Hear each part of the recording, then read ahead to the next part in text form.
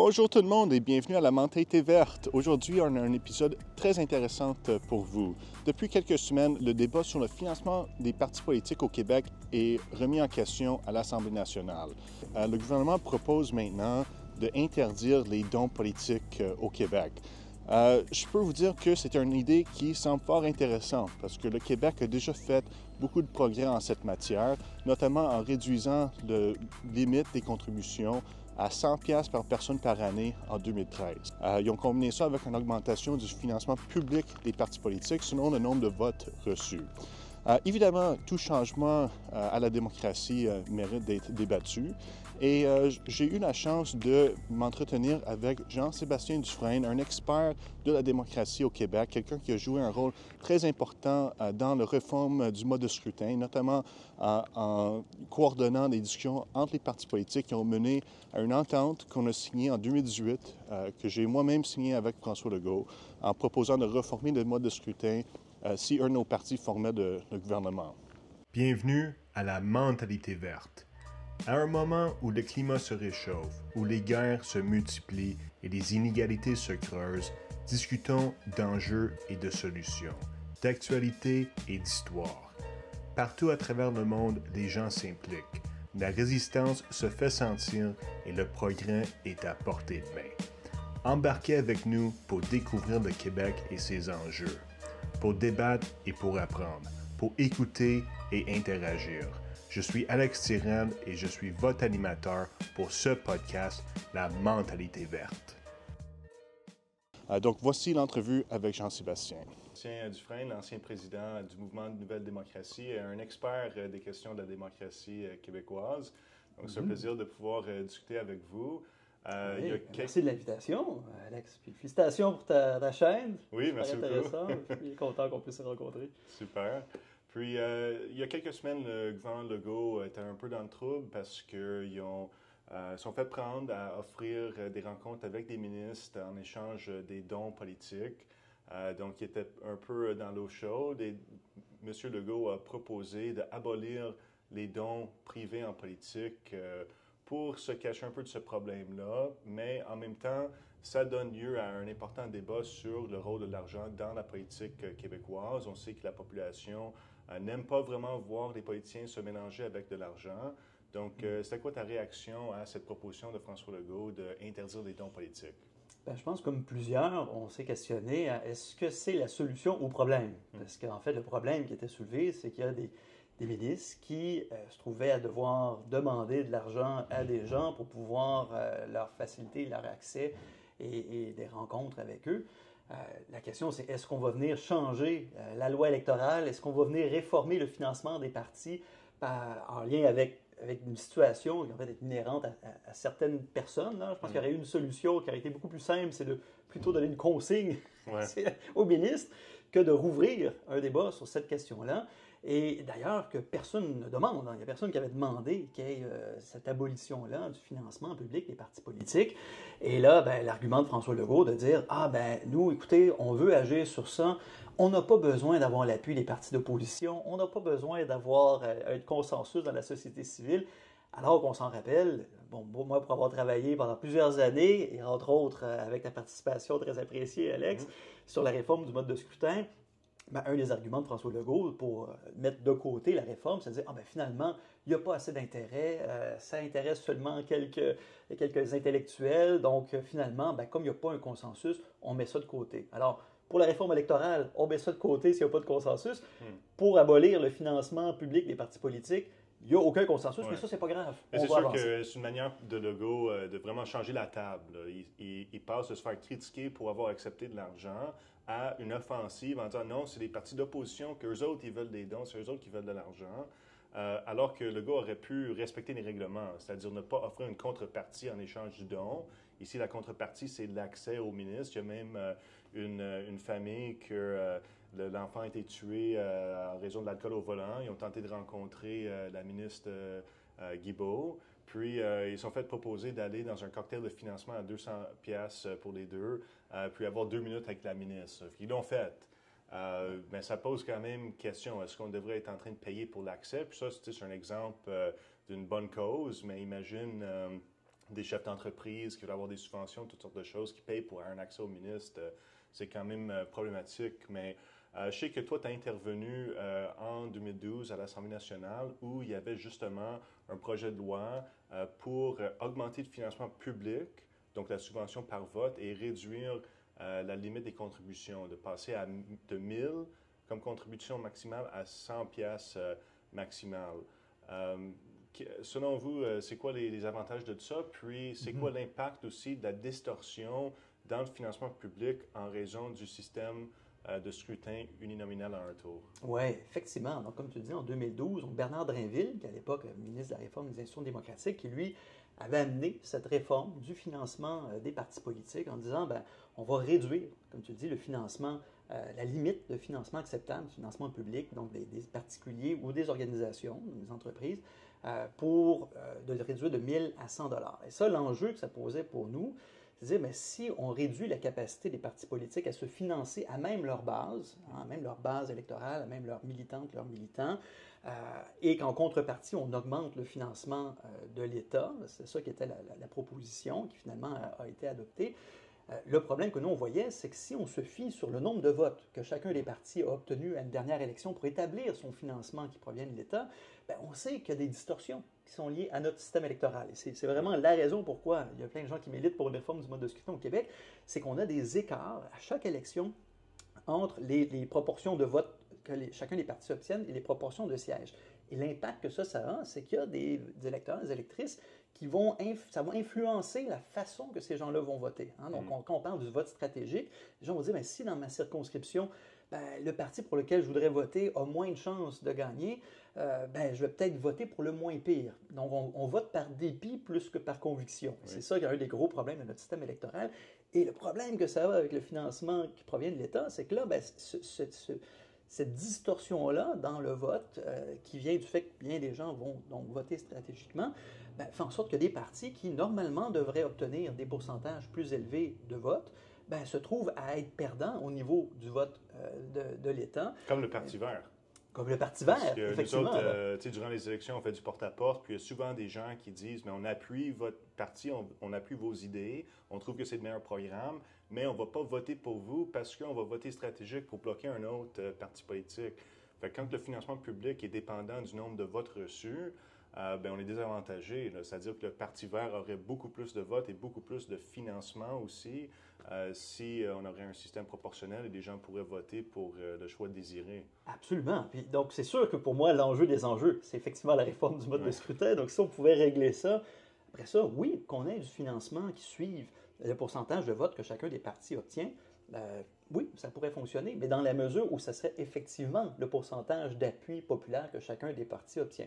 Tant qu'on va avoir des écarts comme ça, de par ce vote stratégique-là, ben, tous les partis plus émergents ou les plus petits partis vont toujours être désavantagés. Et là, on ne parle même pas de partis qui vont être créés. Là. Je veux dire, il faut penser, la CAQ, à son origine, si elle avait été créée avant qu'il y ait eu des élus, si elle avait eu donc, à être créée sans avoir de financement de particuliers ou de la population, ben, ça aurait été beaucoup plus difficile pour ce parti-là. C'est ça l'élément le plus difficile avec cette réforme pour abolir les dons, c'est que si tu as un nouveau parti, puis tu as un soutien populaire derrière ça, mais qu'il n'y a pas de financement public parce qu'ils n'ont pas encore reçu de vote et pas encore fait d'élection, comment tu fais pour débloquer ça? Il doit y avoir un mécanisme qui permet du moins au nouveau parti. Mais quand on regarde un parti politique comme la CAQ qui est rendu au pouvoir, est-ce que ces gens-là devraient être en train d'aller quêter les 100 piastres dans les cocktails? Là, moi, je pense que non. Je pense qu'on serait mieux servi de payer les dépenses politiques avec les fonds de l'État plutôt que de dire au ministre, mais allez chercher le 100 piastres ici et par là. Oui, il y a clairement un enjeu là, avec la façon de toutes ces règles-là que certains partis imposent à leurs élus, à leurs ministres, de dire, bien, vous devez aller chercher un certain montant d'argent par année ou pour pouvoir se qualifier même. Et là, on ne parle même pas là, il y a des tractations, des quiproquos au niveau de combien d'argent on va chercher et quelles sont les fonctions qu'on peut obtenir. tout ça, il y a quelque chose de malsain, là, clairement dans ça. Et à la limite, ça peut être des règles internes à des partis, ça peut être des règles même qui seraient imposées à tous les partis, là, de faire en sorte que ça ne se fasse pas, que ça ne soit pas du tout là, dans les pratiques des partis. Je pense qu'un des problèmes qu'on a, c'est que la loi électorale est quand même très ambiguë. Ça dit que tu n'as pas le droit de faire un don et avoir une contrepartie. Mais là, mettons, tu vas dans une soirée de cocktail, est-ce que le cocktail que tu reçois, c'est une contrepartie? Est-ce que l'accès aux gens du parti, c'est une contrepartie? Ces choses-là ne sont pas inscrites dans la loi. Il n'y a pas de définition de c'est quoi une contrepartie, fait que ça laisse quand même une certaine ambiguïté. Clairement, puis cette ambiguïté-là, il y a des partis qui rentrent dedans et qui l'utilisent. Ouais. Ben oui, effectivement. Donc, il y a un enjeu là et ça crée des écarts, des iniquités entre les partis. Parce que bien évidemment que le parti au pouvoir, s'il utilise ce type de stratagème-là, ben oui, il va s'attirer peut-être plus de faveur parce qu'effectivement, il est au pouvoir, il y a une possibilité d'influencer les décisions. Les partis d'opposition ont peut-être moins ce rapport-là pour permettre d'aller chercher, de marchander leurs accès. Donc, clairement, il y a quelque chose sur le fond qui est inéquitable entre les partis. Donc, c'est une pratique, à mon sens, qui ne devrait pas se faire. Et par la suite, on en revient toujours. Le temps on n'aura pas réformé le système électoral pour faire en sorte que chacun des partis obtienne sa part juste de vote, c'est sûr qu'un financement qui repose strictement sur du financement de l'État va toujours être inéquitable. Et oui, comme tu le suggérais, peut-être que il peut y avoir des mesures, permettre par exemple à des partis qui seraient en émergence de dire est-ce qu'on peut avoir par exemple un financement si on réussit à avoir un certain nombre d'appuis pour pouvoir démarrer les activités. Mais c'est pas ça qui est discuté en ce moment, là. Donc on est là en train de vouloir régler un problème en voulant complètement bannir toute émergence de nouveaux partis, ce qui est clairement qui va à l'encontre d'une volonté d'un plus grand pluralisme politique. Puis au Québec, en général, je pense que on est rendu à un niveau de maturité politique où les gens apprécient le pluralisme politique. On a une diversité d'idées, une diversité d'opinions, et je pense, à mon sens, qu'on en a besoin aussi. Avec la tendance actuelle, comment la démocratie évolue dans le monde en général, on a besoin de davantage de diversité d'opinions et d'idées.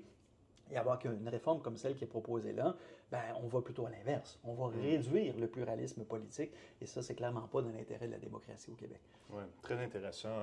Puis, cette réforme de réduire de 1000 pièces à 100 pièces, ça a été faite suite à la commission Charbonneau, donc suite à beaucoup d'allégations comme de quoi que les partis politiques étaient financés par l'industrie de construction et donc il y avait des employés de firmes de génie conseil qui faisaient tous des dons là, à plus qu'un parti politique. Hein, ils jouaient vraiment une stratégie là, de donner un peu partout en échange d'avoir des contrats. Fait que c'est comme ça a sorti d'une volonté de réduire la corruption. Puis, ce qui est intéressant aussi comme phénomène, c'est que autour des mêmes années, 2011-2013, le Canada a fait l'opposé. Eux autres, ils ont aboli le financement public des partis politiques pour faire en sorte qu'ils doivent uniquement tirer des revenus des dons, alors que le Québec a fait l'inverse, on a réduit les dons.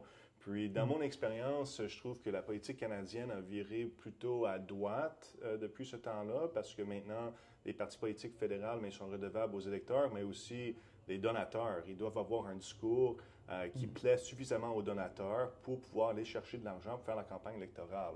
Fait que moi, je trouve que la politique canadienne a viré plus vers la droite et que la politique québécoise, même si on a beaucoup de gens de droite dans la scène publique, ça a quand même viré un peu plus à gauche, à mon avis. Tu sais, par exemple, François Legault, il s'oppose au forage pétrolier au Québec. S'il était financé par le pétrole, comme certains élus au fédéral, est-ce qu'il aurait dit ça? Tu sais, à mon avis, non. Fait que je pense qu'on est en train de vivre comme certains aspects positifs de cette réforme-là. Mais en même temps, tu sais, dans l'époque Charest, où les gens disaient que c'était corrompu, il était en train de donner des cibles de 100 000 $ par année aux ministres. Puis là, tu pouvais aller chercher jusqu'à 1 000 $ par personne. Fait qu'il fallait que tu ailles 100 personnes qui te donnent 1 000 $. Maintenant, ça a changé parce que les limites ont baissé, mais il faut quand même que les ministres, j'imagine, doivent apporter quand même un certain montant. Fait que ça soit 100 000 ou que ça soit 10 000, il reste que le ministre est obligé d'aller chercher de l'argent quelque part. Puis, malheureusement, au Québec, les citoyens ne sont pas tant engagés là, à juste de donner de bonne foi. Là. On dirait que la CAQ, elle n'inspire pas assez les gens pour qu'ils ouvrent le portefeuille juste comme ça. Il faut qu'il y ait un avantage qui est mis sur la table en échange d'un don.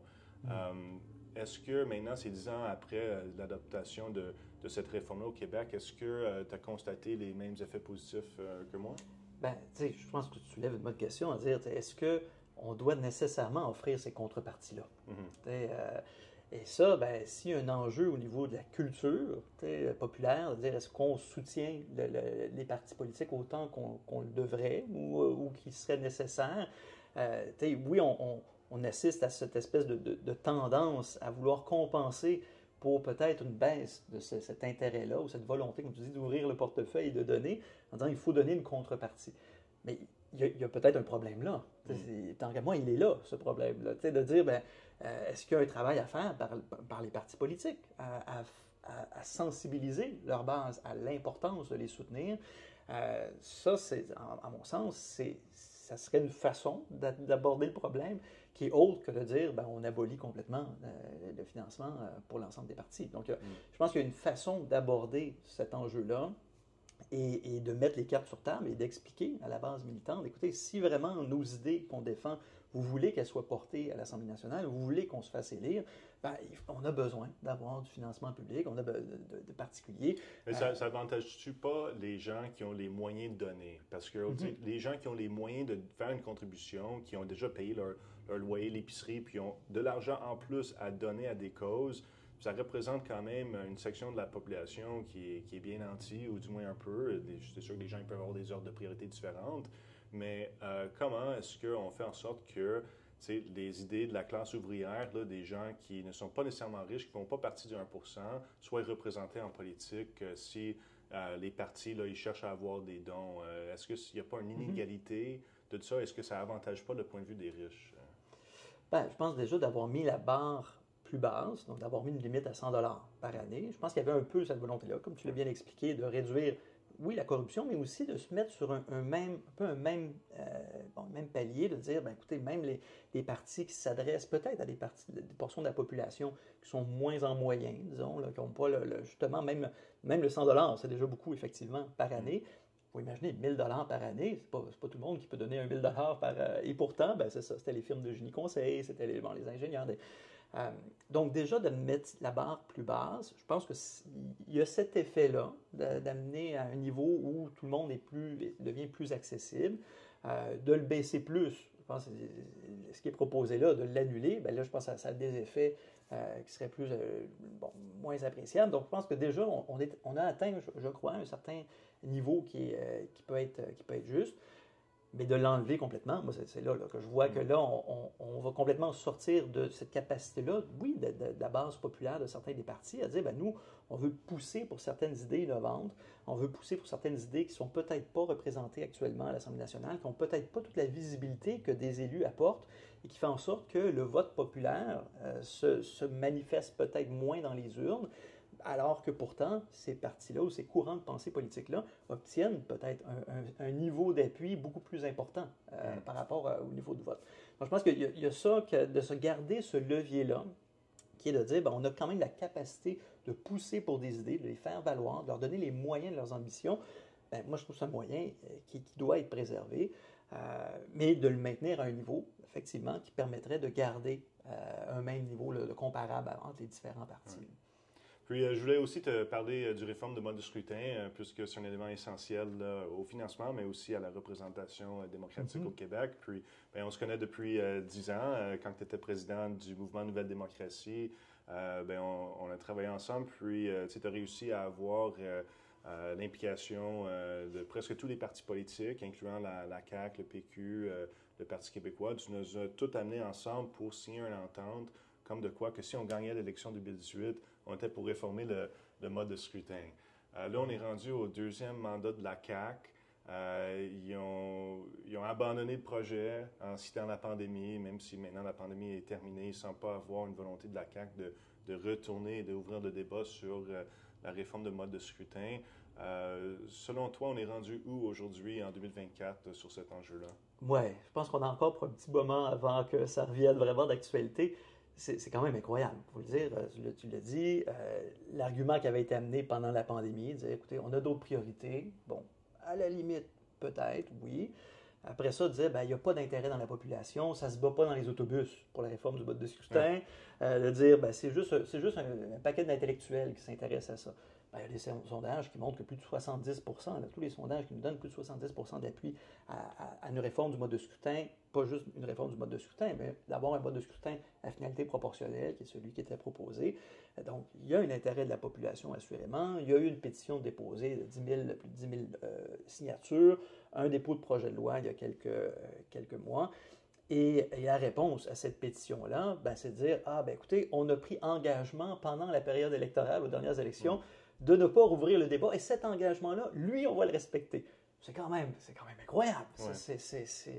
Moi, je trouve ça extraordinaire que la CAQ soit en mesure de dire des choses comme ça et que ça passe, là, qu'il n'y ait pas plus de gens qui se battent effectivement dans les autobus, parce qu'on dirait qu'on a comme bien des gens, on a dit, bon, c'est un débat qu'on va faire plus tard, la CAQ de toute façon ne va pas s'asseoir à table pour travailler là-dessus, ce qui est bien désolant, mais je pense dans tous les cas, la façon que ça s'enlignait avec le projet de loi qui avait été déposé, effectivement, par la CAQ, mais qui était en tout point l'opposé de ce qui était demandé par la société civile. Donc vraiment, il y avait une volonté de déposer quelque chose qu'ils savaient très bien que la société civile allait démolir.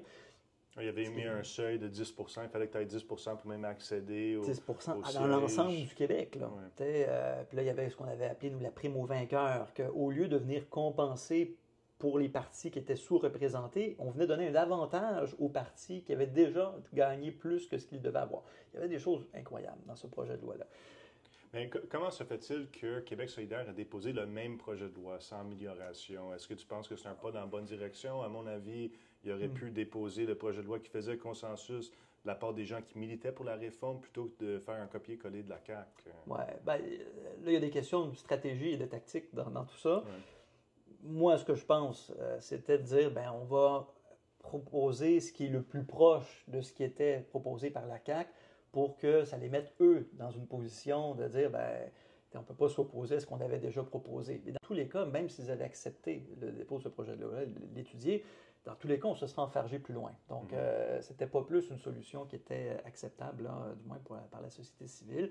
Donc, le débat, pour moi, présentement, c'est pas tant que la CAQ va être là. Je pense que ça sera pas possible. Je pense qu'on va devoir attendre que la CAQ, non seulement soit défaite aux élections, mais qu'elle subisse elle-même les effets néfastes de notre système électoral et pendant peut-être au moins 2 élections, parce qu'ils ne pourront pas revirer de position juste après une élection où ils vont subir les effets négatifs, parce que l'hypocrisie va être trop évidente. Donc, il va falloir attendre un peu. Donc, on en a encore pour un petit moment, je crois, avant qu'on revienne. On dirait que c'est presque seulement dans un contexte minoritaire là, qu'on pourrait avoir une entente qui amène à ça, parce que chaque fois que tu as un parti qui est désavantagé par le système actuel, tu as un autre qui est avantagé. Puis celui qui est avantagé est toujours au pouvoir. Fait que c'est un peu ça le problème, c'est que les gens, quand ils sont élus, ils n'osent pas remettre en question les moyens qu'ils ont apportés à être élus. Je sais que dans l'entente qu'on avait signée avec Legault et tout ça, un des enjeux qu'on avait mis de l'avant, c'est qu'on n'osait pas changer la balance du pouvoir politique, c'est-à-dire entre les régions et les grands centres. Dans une circonscription rurale, tu as beaucoup moins d'électeurs que dans une circonscription urbaine. Fait qu'un vote urbain, il vaut moins qu'un vote en région. Puis on s'est dit, mais on ne va pas toucher cette balance-là, justement pour ne pas susciter les critiques là, de gens ruraux qui ne veulent pas voir leur représentation diminuer. En ce moment, il y a un débat autour de la carte électorale. L'île de Montréal, avant, avait 28 sièges. Ils l'ont descendu à 27. Là, ils parlent d'une réduction. Est-ce que c'est juste d'avoir des gens qui ont plus de pouvoir de vote que d'autres? Est-ce que c'est peut-être quelque chose qui devrait être adressé? Parce que, à mon avis, même si on avait mis de côté pendant un moment, c'est quand même un peu injuste là, que les gens dans les grands centres n'aient pas la représentation équitable. Oui. Tu as dit équitable, effectivement. Je pense que c'est le mot. Ça serait difficile d'avoir une représentation égale. Ouais. Parce qu'effectivement, il y a des enjeux particuliers dans les régions éloignées, où il y a des défis.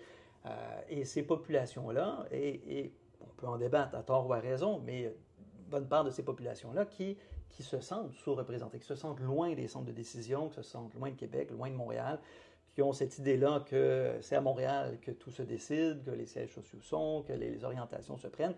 Donc, le seul moyen que ces gens-là peuvent avoir pour influencer le pouvoir, c'est d'avoir un rapport de force politique et d'avoir une représentation qui, oui, est peut-être déséquilibrée au niveau, si on parle d'une représentation égalitaire, mais que certains diraient une représentation équitable, dans le sens qu'on vient compenser pour le fait qu'il y a des enjeux particuliers à être plus loin. Donc, je pense que ce débat-là, quand on avait parlé de la réforme du mode de scrutin, effectivement, ça semblait être une condition importante de maintenir ce qu'on appelle le poids politique des régions. De dire, si une région a X députés, ben, il faut qu'au final, elle conserve les X députés. Après ça, que ça peut être des proportions de députés locaux, de députés de liste, donc des députés régionaux, mais quand même qu'il y ait un même nombre de députés qui défendent les intérêts de cette région-là. Et ça nous apparaissait comme étant un incontournable. Parce que de toucher ça, là, on ouvrait un autre gros débat. Parce que dans un système proportionnel pur, avec un vote égal, ben, tu sais, 1% égale 1%, mettons, le poids politique des régions là, serait complètement réduit. Absolument, absolument. Ça serait la grande région de Montréal qui déciderait pratiquement de tout. Et on a un enjeu au Québec, assurément, d'avoir des régions ressources, d'avoir des régions, le défi de l'occupation du territoire. Donc, il y a des particularités propres aux régions qui, effectivement, sont différentes de ce qu'on peut retrouver dans la grande région de Montréal et même dans la grande région de la capitale nationale. Donc d'avoir un poids politique qui reflète cette importance-là, moi, je continue de croire que ça va devoir rester dans un élément, là, effectivement, qu'on va devoir prendre en compte. Après ça, c'est plus de voir comment y arriver à ça. Et moi, ce que je trouve intéressant, oui, il y a la stratégie dont on a parlé de ramener le projet de loi comme il était là, à toute fin pratique lorsque la CAQ l'a déposé, qui ça venait de, effectivement, l'entente transpartisane dont on a parlé, qu'on avait amené tous les partis à s'engager à déposer un projet de loi. Donc, c'est là que la CAQ, eux, ils jouent sur les mots. Ils disent, ah ben nous, on a déposé un projet de loi. On n'a pas dit qu'on allait l'adopter, ce qui est quand même, bon, on s'entend. Ben, je m'en souviens dans les négociations entre les partis, que la CAQ, elle avait déjà monté dans les sondages, c'était déjà comme plus ou moins évident qu'il était pour gagner l'élection. Puis c'est là où ils ont comme reculé. Là. C'est eux qui voulaient se mettre d'accord sur le moins de détails possible, qui voulaient que ça avance le moins rapidement possible. C'est juste quand que il y a eu la possibilité que ça ait pointé du doigt en faisant non partie du groupe, que là, ils ont OK, finalement, là, on va accepter, puis le gars, il va venir signer l'entente. Mais moi, je trouve ça quand même étonnant que le gars, il signe une entente avec moi, alors que mon parti avait 0,5% des votes à l'époque, pour ensuite introduire un projet de loi qui a un seuil de 10%, là, donc 20 fois plus, pour avoir une représentation. Là, je trouve que c'est un peu malhonnête de sa part, là, mais... On peut douter effectivement de ses intentions, à la fois lorsqu'il sied et au dépôt du projet de loi. Là. Moi, je pense qu'il y a eu beaucoup de choses qui se sont jouées entre les deux. Moi, je pense qu'il y avait un fond de bonne foi, je crois, quand même, chez François Legault, à l'époque où, c'est sûr, quand ils sont dans l'opposition, oui, cette réforme-là devient intéressante quand on est dans l'opposition. Je pense que le fait de nommer Sonia Lebel, qui est quand même une ministre importante du cabinet Legault, sur ce dossier-là, moi, je trouve que c'était bien, parce qu'effectivement, c'était quelqu'un que j'avais déjà rencontré avant les élections, avant même qu'elle songe à se présenter aux élections, qui était très intéressé par le sujet. Donc, je pense que le personnel politique... Il était procureur à la commission Charbonneau aussi. Charbonneau, oui. Puis le personnel politique aussi qui était sur le dossier, c'est des gens qui étaient, je pense, de bonne foi, qui croyaient réellement, même au niveau du cabinet du PM. Mais c'est sûr que tout s'est joué là, dans l'année qui a suivi les élections. Et on a vu que clairement, il y a eu de la pression à l'interne, de l'entourage de M. Legault, de dire non, on veut rester au pouvoir. C'est pas vrai qu'il y a certains de nos députés qui vont perdre leur siège. Et ça, peu importe le parti, ça va revenir. Donc, je pense que la solution, probablement qui est la plus viable, c'est un peu un mélange de ce qui s'est fait au Québec et ce qui s'est fait au fédéral. Donc, avec Fair Vote Canada, représentation équitable au Canada, où là, eux, ils ont poussé pour avoir une assemblée citoyenne sur la réforme électorale. Finalement, ça n'a pas passé. Ça a été soumis là, au Parlement il y a quelques semaines. Mais je pense que d'avoir une entente transpartisane, préélectorale, qui ne va pas dire on dépose un projet de loi, qui ne va pas dire on fait la réforme électorale, qui va simplement dire on va convoquer une assemblée citoyenne sur la question de notre système électoral. Pas nécessairement dire sur la réforme électorale. Il faut que le statu quo soit sur la table aussi, si on veut que ça ait des chances de fonctionner, et d'avoir le débat ouvert sur cette question-là, avec les moyens de l'État, ce que nous, on a essayé de faire au Mouvement Démocratie Nouvelle avec des moyens très limités, mais de le faire avec les moyens de l'État. Et à la limite même, s'il faut que ça soit par référendum, qu'il y ait un référendum aux élections suivantes, de dire est-ce qu'on doit faire une assemblée citoyenne sur cette question-là, À la limite que ce soit ça, mais je pense que c'est le chemin. Pour cette approche-là, on a vu au fédéral, ils ont fait une commission itinérante, ils ont fait le tour du pays là, pour sonder les opinions sur la réforme du mode de scrutin. Mais la conclusion là, de ce groupe-là était qu'il n'y avait pas tant un consensus, puis ils voulaient éviter la distorsion là, en donnant un chiffre. On ne devrait pas avoir plus que tant de distorsion entre les votes puis la représentation.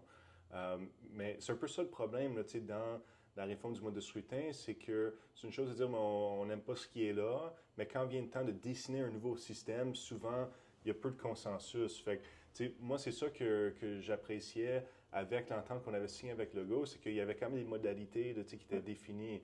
Fait que d'aller vers une consultation populaire comme ça, est-ce que ça n'ouvre pas la porte à des débats sur des détails qui font dérailler le processus? Parce qu'à la fin de cette consultation-là, que les opinions soient partagées là, sur 5 systèmes différents et que finalement, celui qui est en place maintenant, des gens le comprennent, puis qu'il reste avec le statu quo. Oui.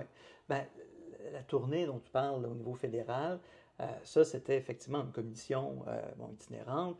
Et finalement, le rapport qui a été aussi, qui n'était pas un rapport unanime. Il y a eu des rapports minoritaires, il y a eu des rapports majoritaires, mais c'était finalement des élus qui étaient saisis de ça. Et moi, pour avoir suivi, moi j'étais impliqué sur le Conseil national de représentation équitable au Canada à ce moment-là, on avait des gens qui étaient à chaque assemblée citoyenne qui prenaient des notes pour voir quelle était la tendance dans chacune des assemblées.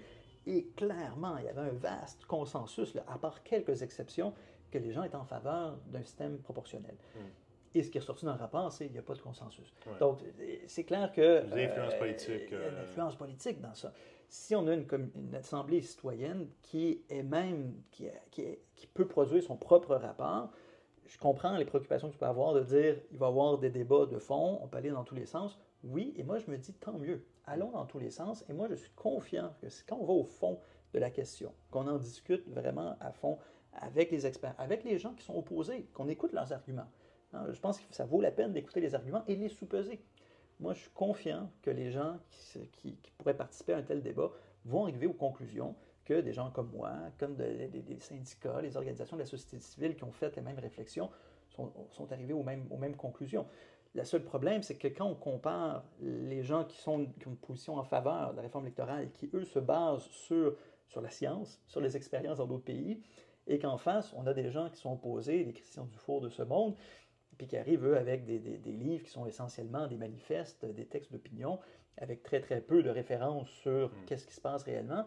Bien là, on compare de l'opinion avec des faits. Ouais. Et c'est là d'avoir un travail sur des faits, je pense que ça pourrait avoir... L'île du Prince-Édouard, il y a eu un plébiscite là, sur cette question-là, puis le slogan là, du camp du non, donc contre la réforme, c'était « If you don't know, vote no ». Donc si tu ne sais pas, vote non. Ouais. Fait que c'est facile un peu de faire peur aux gens, puis de préserver le statu quo dans ce sens-là. Absolument. Puis nous, on a regardé des études qui ont été faites sur les référendums à travers le monde, de tous les grands enjeux. Et on voyait clairement que même si le camp du oui part favori, même si ça semble être une solution que la population soutient, le non a toujours un avantage. Parce qu'à la toute fin, dans les campagnes référendaires, c'est là qu'il y a les campagnes de peur, la désinformation, des mensonges. Et là, le camp du oui n'a pas la capacité ou le temps de renverser la vapeur et de contrer tous les mensonges qui peuvent arriver. Et finalement, ben, c'est la crainte, c'est le statu quo qui l'emporte par crainte de changement. Alors, c'est sûr que sur cette question-là, de la réforme du mode de scrutin, moi, j'ai pour mon dire, on a essayé différentes approches. Ça aurait pu fonctionner avec l'approche qu'on avait prise. On a passé proche. On a passé proche. En même temps, pour regarder ça de façon, là, être rigoureux au niveau intellectuel, c'était une façon de faire passer ça en se disant, ben, si les partis s'entendent et si on avait été en contexte minoritaire, il y aurait eu une pression des partis d'opposition, ça aurait pu passer. Mais c'est vrai qu'il y a une bonne part de la population qui aurait pu se dire, mais c'est quoi cette histoire-là? À quel point on a été impliqué dans ça? Je pense qu'on va aller au fond de cette question-là. Ayons le vrai débat de fond avec des moyens qui viennent de l'État pour vraiment aller au fond de la question et de sous-peser le pour, le contre. Et je pense que si on fait un exercice qui est sérieux, qui est bien documenté, et qu'on va devoir attendre un peu avant de le faire, parce qu'il va falloir qu'on puisse dire, bon, ben, il y a une autre génération qui arrive, qu'on puisse dire, bon, voilà, on va réouvrir ce débat-là, mais de le faire d'une façon très rigoureuse. Moi, je suis sûr que la population, même si c'est soumis à référendum, si les gens disent, ben voilà, il y a une recommandation qui vient d'une assemblée citoyenne qui a eu le temps d'écouter tous les points de vue, même si les gens ne deviennent pas des experts de réforme électorale. Je pense que ça va être beaucoup plus, ils vont pouvoir voter beaucoup plus en confiance en se disant, ben, on sait qu'il y a un groupe qui est non partisan, qui s'est penché sur la question, qui a fait exercice, plutôt que de se livrer à une campagne référendaire où là, il va y avoir des débats entre partis, où là, on sait qu'il y a des gens qui ont... Donc, ça serait un jury citoyen que tu proposes? Oui, moi je pense que quand on appelle une assemblée citoyenne, donc un groupe de personnes, ça peut être quelques dizaines, une centaine de personnes, qui vraiment, avec des moyens de l'État, avec le temps qu'il faut, puissent se pencher sur la question, écouter les experts, et encore là, des deux camps, des gens qui sont opposés aussi, de vraiment, pour que ce qui va ressortir, monsieur, madame, tout le monde puisse dire, ben, écoutez, ça vient, c'est un point de vue qui vient d'un groupe non partisan, qui s'est penché sur la question. Et je pense que ça donnerait les meilleures chances que la population puisse se dire, ben, on n'est pas instrumentalisé dans ce débat-là, on peut se baser sur ça. Après ça, les gens peuvent voter en libre conscience, là, ils peuvent voter oui ou non, mais je pense qu'au moins, on se donnerait les meilleures chances pour que les gens se disent, il y a eu une démarche rigoureuse et on peut se fier sur ce résultat-là. Puis, pour toi, c'est quoi tes prochaines étapes en termes d'implication dans la démocratie québécoise? Je sais que tu n'es plus à la présidence de la MDN. Tu es parti d'un autre groupe? Ben là, je suis impliqué dans un groupe qui s'appelle l'Observatoire québécois de la démocratie, donc qui est plus un groupe, un groupe académique de chercheurs. Là, moi, je fais un doctorat en droit de la gouvernance présentement, donc je m'intéresse vraiment au processus de prise de décision, justement, sur des enjeux complexes. Donc, par exemple, oui, ça peut être la réforme électorale, ça peut être sur les enjeux environnementaux, beaucoup, avec toute la crise climatique, avec toute l'adaptation au changement climatique, comment on va devoir revoir notre façon de gouverner, parce qu'on se rend compte que juste de se fier sur nos élus, sur notre représentation à l'Assemblée nationale, c'est pas suffisant pour faire face à nos grands défis qu'on voit. Donc, les solutions vont venir beaucoup plus de la base, j'ai l'impression, et il va y avoir une nouvelle façon de gouverner, de prendre des décisions, de se doter de normes qui va émerger. Et moi, je m'intéresse beaucoup à ça, de voir comment on fait ça avec une apathie politique qui est croissante, un désintérêt, et aussi le déclin des médias. Absolument. Et moi, je vois, il y avait un rapport récent des Nations unies qui disait que depuis les 10 dernières années, il y a eu un déclin du nombre de démocraties libres dans le monde. On a de moins en moins. Donc le concept de démocratie ne va pas en prenant d'expansion dans le monde, c'est plutôt l'inverse. Et ça, c'est très inquiétant. Je pense qu'on le voit nous-mêmes ici. Oui, effectivement, les gens qui se démobilisent. On voit récemment, il y avait une manifestation par rapport au projet de l'usine de batterie de Nordvolt, qui, en fait, demandait tout simplement de respecter la loi, de faire en sorte qu'il y ait un bureau d'audience publique sur l'environnement qui étudie le projet et qui puisse rendre ses recommandations. Donc, ce n'est pas des gens qui disent on est contre le projet, c'est plus on veut évaluer le projet. Et 200 personnes qui s'est présentées, alors que c'est un enjeu, à mon sens, qui remet en question le modèle québécois là, de protection de l'environnement et qui mériterait d'avoir des centaines de milliers de Québécois et Québécoises dans les rues à Montréal là, pour manifester pour ça. Et pourtant, moi-même, j'étais pas là. Ouais. Donc, on est tous pris par plein d'enjeux. Il y a les situations internationales aussi, je pense, qui amènent une charge mentale aussi, là, un poids qui fait qu'on est préoccupé par plein de choses. Et malheureusement, il y a des politiciens qui instrumentalisent ça et qui en profitent d'une certaine façon. Donc, personnellement, je trouve que ça augure pas très bien de façon générale, mais je pense que justement, si on ramène ça à une échelle plus locale, je crois que ça va être beaucoup par, à défaut d'être par conviction, ça va être par nécessité, que les gens à un certain moment vont devoir se mobiliser parce qu'il y a des choses qui vont arriver, particulièrement avec les enjeux de l'adaptation au changement climatique, qui vont faire en sorte que, par défaut, les gens vont devoir se mobiliser. Ouais. On attend qu'ils se réveillent, les gens. C'est ça, là. Ça fait longtemps qu'on attend. Malheureusement, mais je pense que c'est ça qui va arriver. Hein. Et avec la réforme du mode de scrutin, c'est la même chose. Je pense qu'on n'est pas encore rendu à un point où les gens voient que c'est à ce point criant que nos institutions sont en danger. Et malheureusement, je pense qu'on risque de l'apprendre, et j'espère qu'il ne sera pas trop tard, là, que les gens ne vont pas tout simplement dire on est complètement désengagé, on laisse les choses aller. Ouais. C'est dommage que l'implication politique soit réactionnaire, là, en réaction à des choses plutôt que proactive, parce que, à mon avis, ça serait proactive là, si on serait en train de de faire avancer des choses avant que ça soit une crise, là, on serait tellement plus avancé comme société. Mais écoute, je te remercie beaucoup pour ton point de vue. C'est toujours un plaisir de discuter avec toi. Puis j'espère qu'un jour, on va pouvoir travailler à nouveau ensemble là, pour réformer le mode de scrutin, puis apporter des grands changements à la démocratie québécoise. Dans les prochaines années, je suis pas bien sûr. Peut-être même, tu vas sûrement être encore là, Alex. Donc, on va se reparler assurément. Ça fait plaisir. Hey, merci. Donc, ça conclut notre entrevue avec Jean-Sébastien Dufresne, un expert de la démocratie au Québec. J'espère que vous avez trouvé cet entretien-là aussi intéressant que moi. Je vous invite à vous abonner, à suivre La Mentalité Verte sur tous les réseaux sociaux, sur toutes les tribunes de podcasts et bien sûr en vidéo sur YouTube. Merci beaucoup et à la prochaine.